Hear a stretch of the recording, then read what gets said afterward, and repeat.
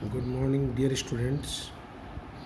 Once again, I welcome you in this class of MSc final section, paper 5th, condensed matter physics, and we are studying the crystal structure determination methods. Before I start today, I would like to congratulate you for the Teachers' Day 5th September, which is celebrated in the memory of our great Dr. Sarvapalli Radhakrishnan. He himself was an amazing teacher and worked as the President of India. So I hope we all will work hard and will try to build the nation. With this particular thinking, I continue my lecture. Yesterday I told you about the Love method, and I told you that if we are getting the sports like this, then what conclusion we can obtain. And this is what I told you. This is a drawback. N1 lambda 1 equals to N2 lambda 2. That was the overlapping or superposition of two sports due to reflections from different planes.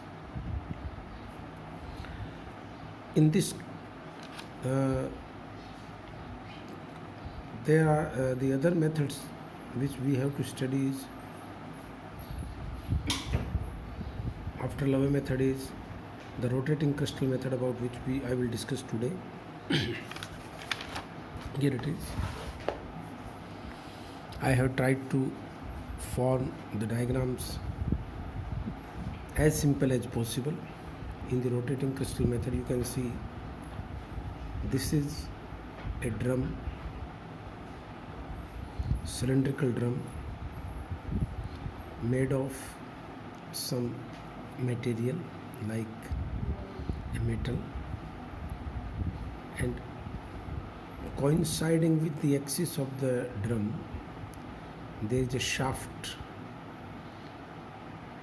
and at the upper end of this shaft a single crystal is mounted. This is the single crystal, and I have shown any arbitrary plane of this crystal. This is what is written, reflecting plane. From one window of the cylinder, that is the outer one, incident X-ray beam enters. It is exposing this crystal, and then it scatters in all directions.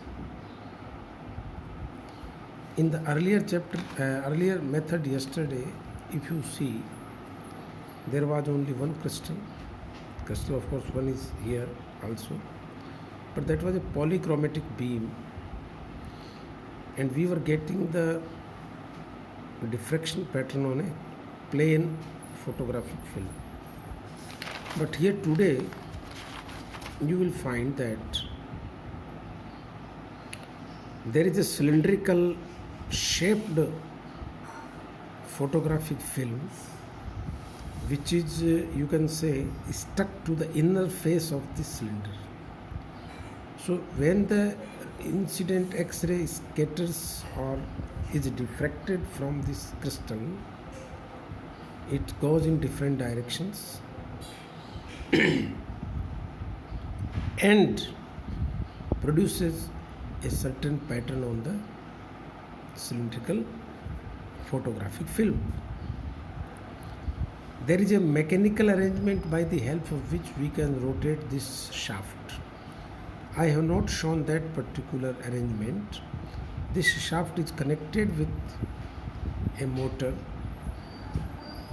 Depending upon the type of experiment, it can be continuously rotated in one direction, and nowadays it is rotated clockwise, anti-clockwise, clockwise, anti-clockwise also. Say half rotation clockwise, half rotation, but that is a mechanical arrangement about which you don't have to worry. Now, the first point is experimental setup, which I have just explained it. This is a drum, so this is what I have written here. In this method, a single crystal specimen, this is important. Single crystal is that part, earlier I defined that part of a crystal in which the same structure appears when seen from a certain direction. So in this method, a single crystal specimen is placed in a narrow beam of monochromatic X-ray. Yesterday I told you about polychromatic and monochromatic. Monochromatic X-ray means that X-ray beam which consists of a single wavelength. It is rotated using clockwork mechanism. Clockwork mechanism means which is used to rotate the specimen for a certain interval of time. So clockwork mechanism contained in a cylinder. This is the cylindrical specimen. The specimen is mounted on a rotating shaft which has axis of rotation normal to the incident beam. This is what you can understand. If this beam is along x-axis, then the shaft is along y-axis. So they are normal to each other. To record the diffraction pattern or diffracted beam, a photographic film is mounted in the form of a cylindrical shape, and this is what I told you. This is the red colored dotted line denotes the photographic film, and this is stuck to the inner surface of the cylinder drum. Cylindrical shape having axis as the same that of the rotation. So axis of the film is coinciding with the axis of the rotation. Now methodology. Best results are obtained when size of the crystal is only a fraction of millimeter. This is what you have to understand.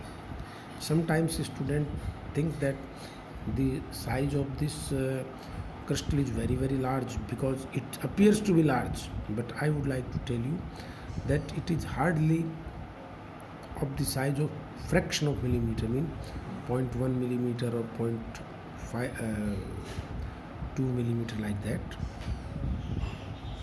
The best results are obtained when size of crystal is only a fraction of millimeter, so that it is completely bathed by the incident beam. It means the beam should expose the whole crystal at a time. That's why it is written that it's completely bathed by the incident beam. Dear students,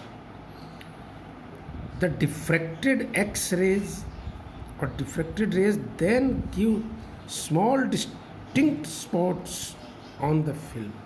Then you will find that several spots, distinct spots, are obtained on the photographic film after we develop it. As the crystal revolves, one plane after another is brought in such position that reflects the radiation. This is very important to understand. See, suppose this is a crystal, you can see, and X-rays are incident like this. If I rotate, I have a facility to rotate it. You can see I can rotate it like this. So suppose this is 1 0 0 plane, and if I rotate like this, mean it is continuously rotated. When it takes orientation like this, then the X-ray will observe some other plane. The X-ray will now observe some other plane. So continuously the plane observed by the X-ray keeps on changing, and that's why the importance of this particular method is. And depending upon 2d sin theta equal to n lambda, the condition is satisfied. I continue in the next lecture. Thank you.